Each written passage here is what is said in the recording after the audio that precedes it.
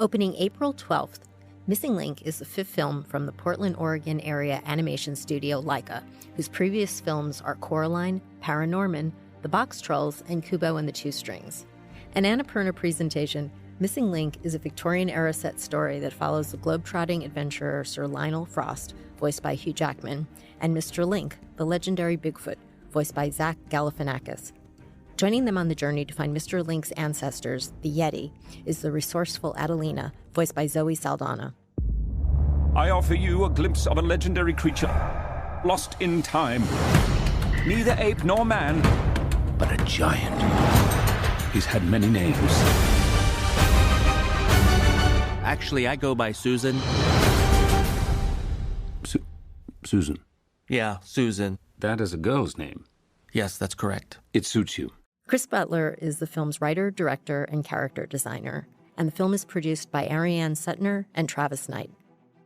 Some familiar members of the Laika team are also back as department heads, including Oscar-nominated visual effects supervisor Steve Emerson and costume designer Deborah Cook, who is the only person to be nominated for a Costume Designers Guild Award for an animated feature. Two-time Oscar-nominated film composer Carter Burrell wrote the score. Joining us on today's podcast is Chris Butler. I'm Carolyn Giardina. Welcome to the Hollywood Reporters Behind the Screen.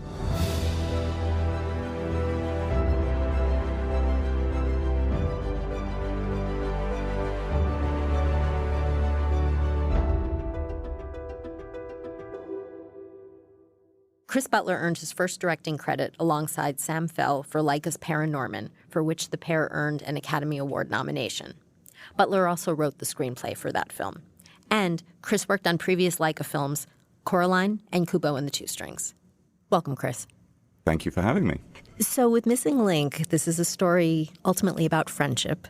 But like Paranorman, you also told the story of some misfits. Tell us a little bit about the idea for the story. There's always misfits. You know, they tend to make the most compelling characters, I think.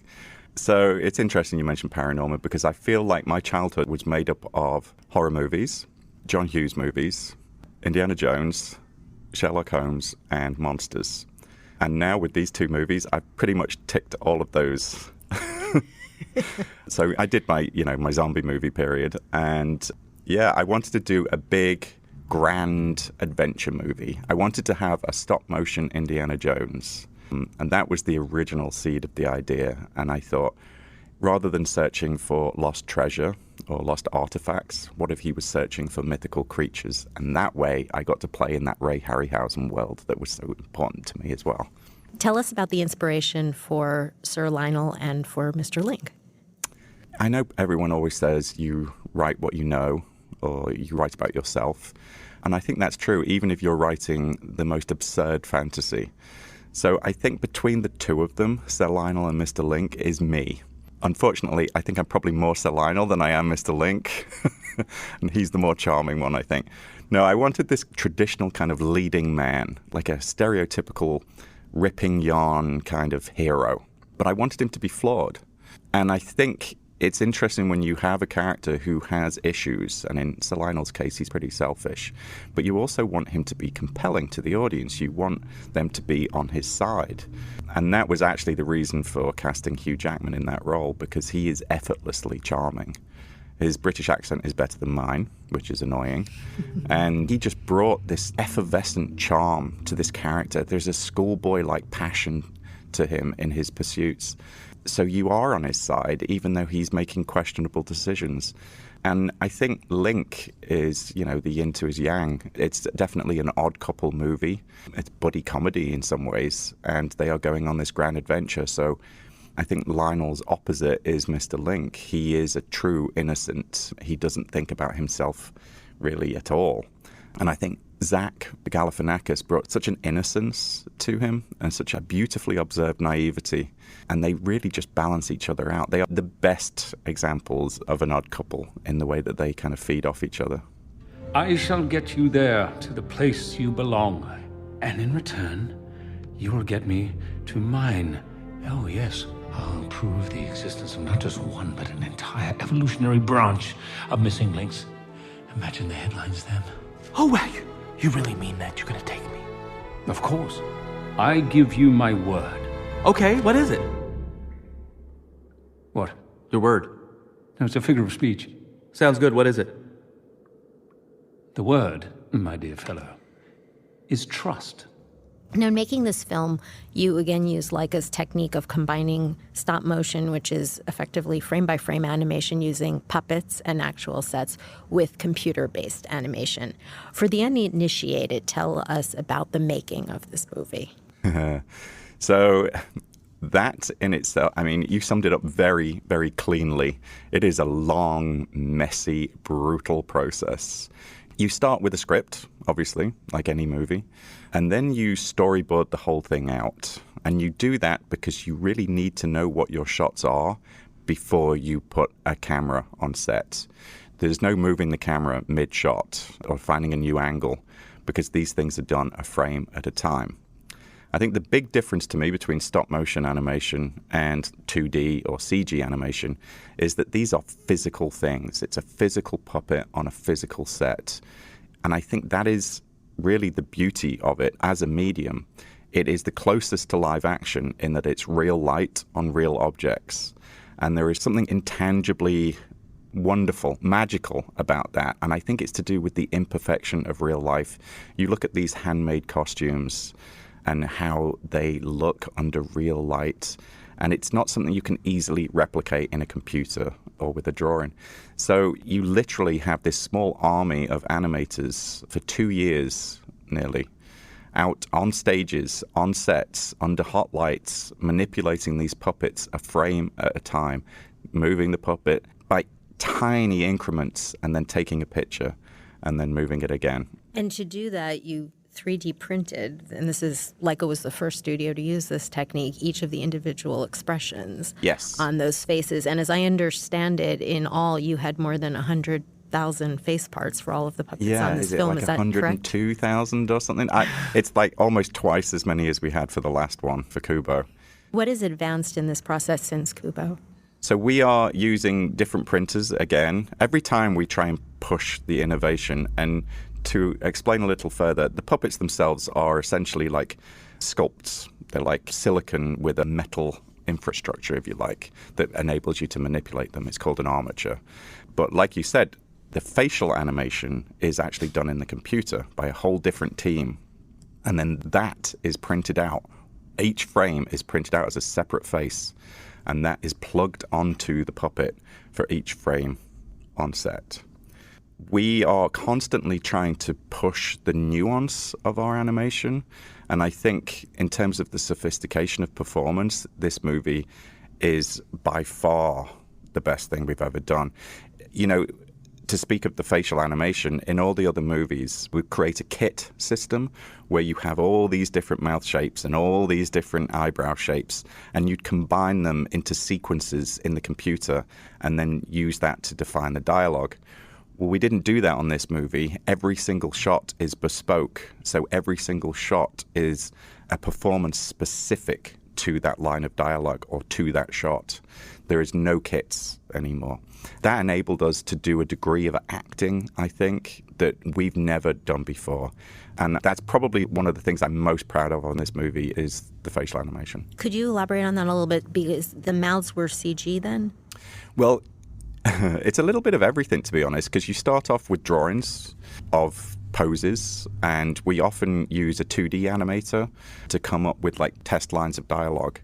And then you give that to the facial animation team, and they work in the computer with a three-dimensional digital sculpt of the face, and they create all the expressions. They rig the face so that it can smile, it can shout, it can frown. And then using that digital model, you animate the dialogue, and then that's what gets sent to the 3D printer, and that's where you print out the faces. Now, you also had more than 100 sets and a lot of locations for this grand adventure. They were in England, they were in the U.S., they went to India. Let's talk about the ship.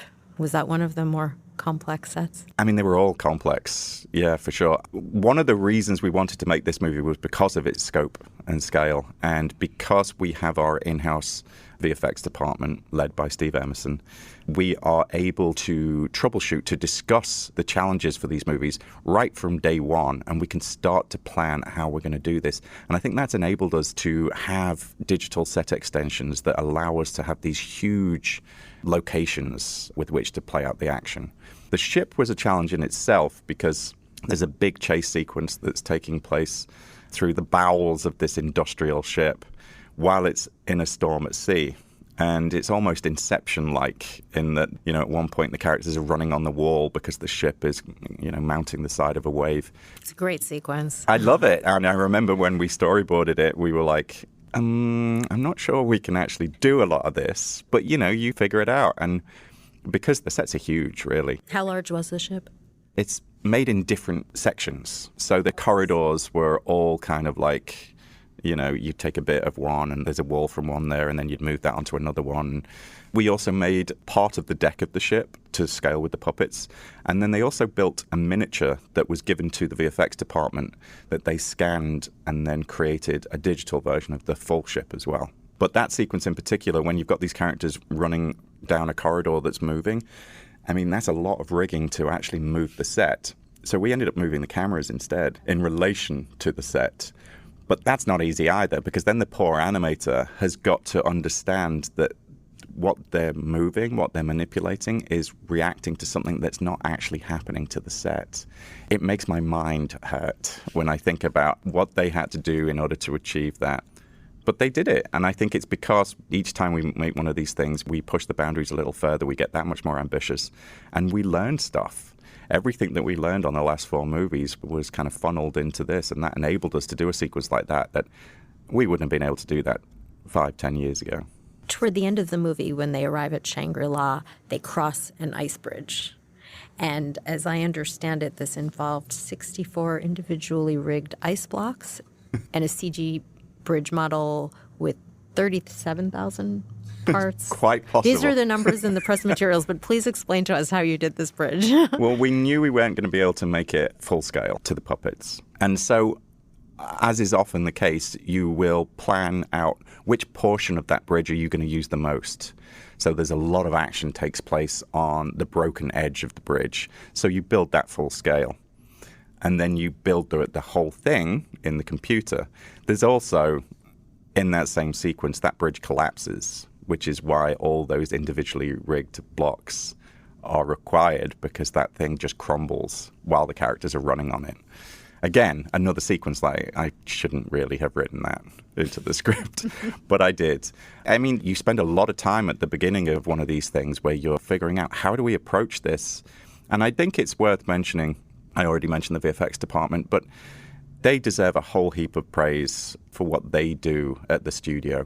Because we talk about these movies as stop-motion movies, and they are. That's what they are at the heart. But they are hybrids. We use every tool, we use every trick in the book in order to create the best-looking image up on that screen. And the amount of work that goes into it beyond the puppets and the physical sets, the digital work, the 2D work, the design work, is so vast. And I am not a stop-motion purist.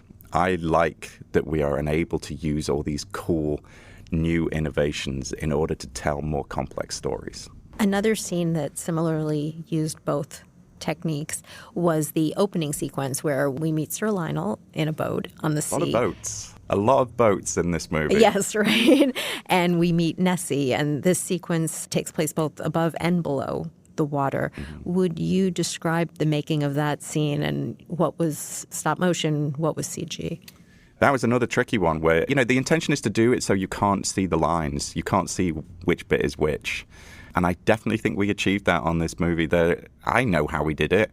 And there's still shots where, I have trouble telling the difference between what's CG and what's practical.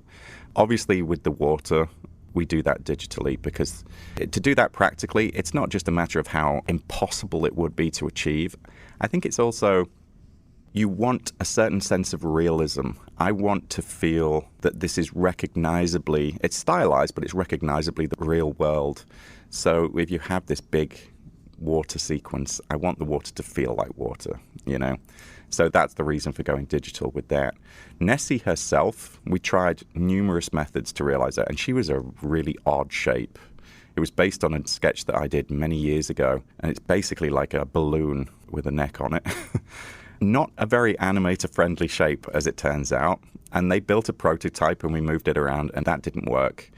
So then we built a full-scale Nessie head, and one of the stage animators, or a couple of them actually, played around with that, and we got whatever we could from that practical giant Nessie head puppet. But then we handed that over to the VFX team, and they built out the rest of the creature, and they also replaced, using the practical animation as a template, they replaced it with their version.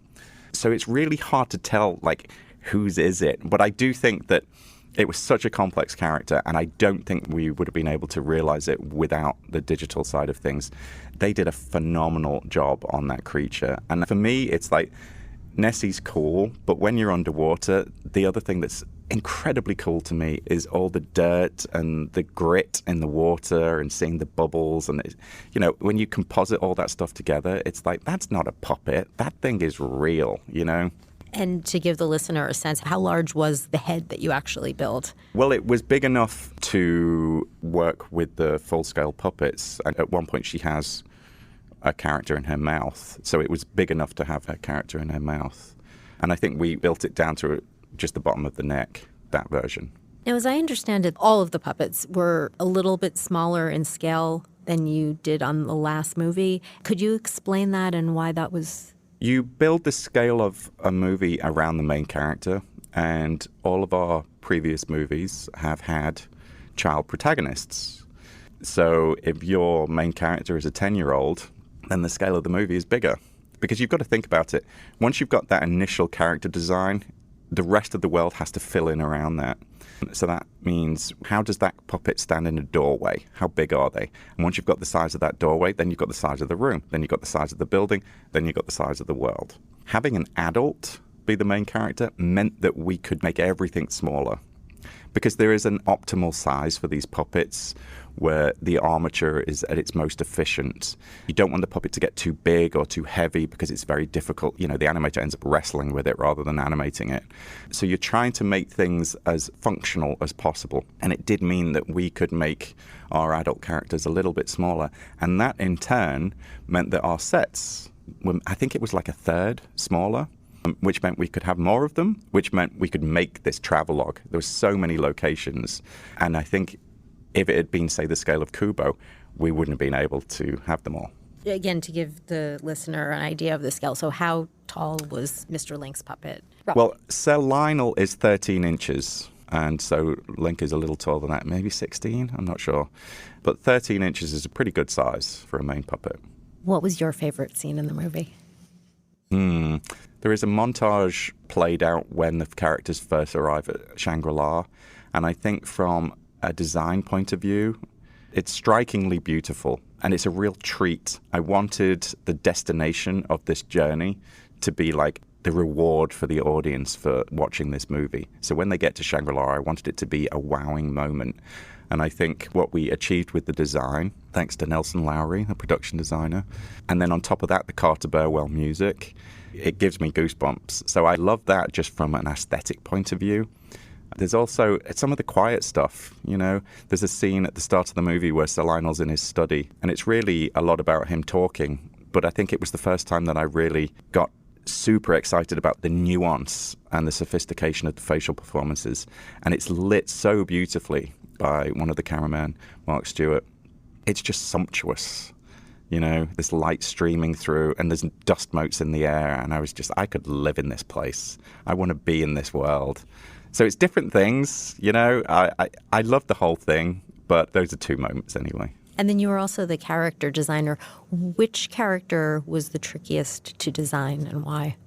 Well, we ended up, because I tried different character designers, and we ended up going back to some initial sketches that I'd done very early, which was why I ended up kind of pursuing that. But I did work with two excellent fellows, Warwick Johnson-Cadwell, prolific illustrator and comic artist, and Julien Rolls, a wonderful designer.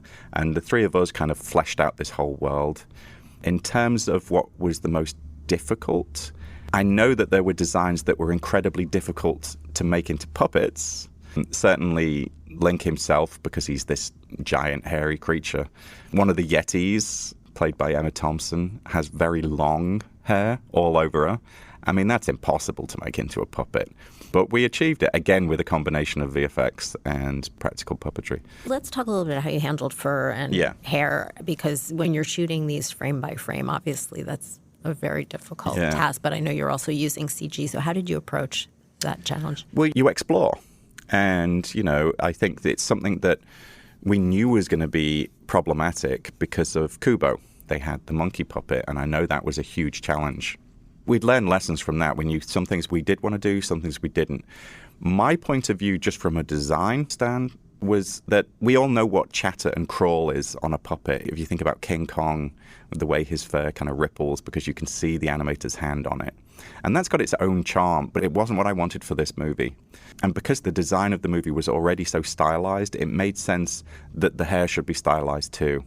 So I wanted Link to be covered in this very, very designed stuff. The same way that the hair on their heads is designed. It can't look like a different material. And in the end, the best solution was to sculpt it. So we sculpted it in clay. Well, I say we. I obviously didn't have to do it. But there's these hugely talented sculptors who are individually sculpting clay tufts of hair. And then, of course, that becomes the silicone puppet.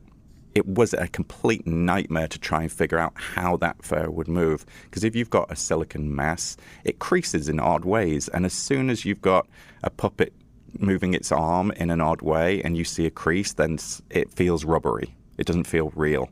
So it was about how to achieve almost like a scaling of hair on top of hair. Link's neck alone, we called it his cowl, became an engineering marvel in how they had all those individual tufts be able to move on top of each other. Now, because that was already so complex, when we had scenes in the movie where, you know, there's a storm or a blizzard, it was too difficult to then think about individually moving this stuff. So that's where we went to the VFX department, and they came up with a system which involved painting the tufts of hair with UV paint and then being able to manipulate them after the fact. Again, using every trick in the book to make it work. But without a doubt, Link was our most challenging puppet that we've ever had. I think in the end, he's brilliant. I've watched this movie 400, 500 times. You know, I used to watch it every week to try and, you know, keep everything in my head. And I found myself not that long ago, bearing in mind this is 5 years in, I was watching a scene with Link and Lionel talking, and for a moment, I had to catch myself because I completely believed that these were real characters talking to each other. And that's me. So that's what you want. You want people to love the look of this thing, but you don't want it to become artificial. You want them to watch this because they're compelled by the characters in the story. Let's talk a little bit about the timetable. These movies take such a long time to make. And as I remember, you were already writing the script when Paranorman came out, which was 2012. When did you finish the script? When did it go into production? I had part of it written when Paranorman was coming out. It came together pretty easily, actually. I knew what the story was. I think I did 2 drafts in the end. But I also ended up getting involved with Kubo. So there was a period where I was doing a rewrite on Kubo and also writing this. And they're very different movies, so I had to separate the week carefully to try and keep my head in, you know, both worlds. But we had the first draft pretty early, and it really did not change that much. Sometimes these movies become entirely different entities by the time they come out. There's a phrase, story meltdown, that you often hear in studios where they just realize it's not working and they just ditch it and start again while you're animating. And that didn't happen on this. I think it's great. It's certainly great for me that I'm writer and director, because it means I'm writing what I want to see. That's on me, you know. I can't blame someone else for that. So in a sense, it's the only thing I had to really do with the script was just make sure it was tight, you know. I think the first version would probably been about 2 hours long, and that was probably too much. We would never have been able to make that. So, yeah, it came together pretty quickly.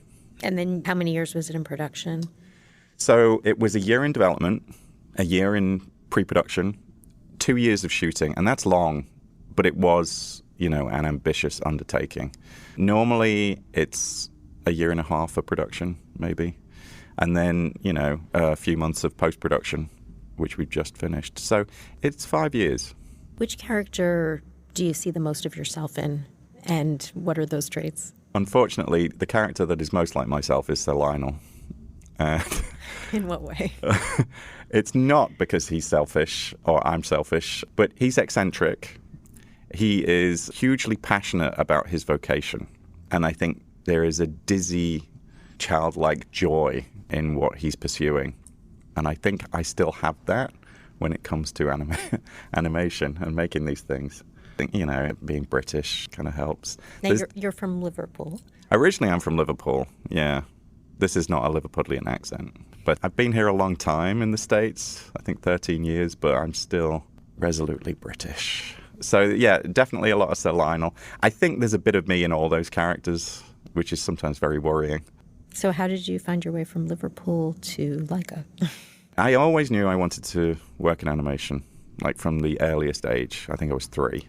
That was never a doubt in my mind that I would somehow get there. And it was tricky because when I grew up in the 1980s, the animation industry was not at its strongest. There wasn't a huge amount of stuff going on. And the stuff that was going on was by no means as diverse as it is now.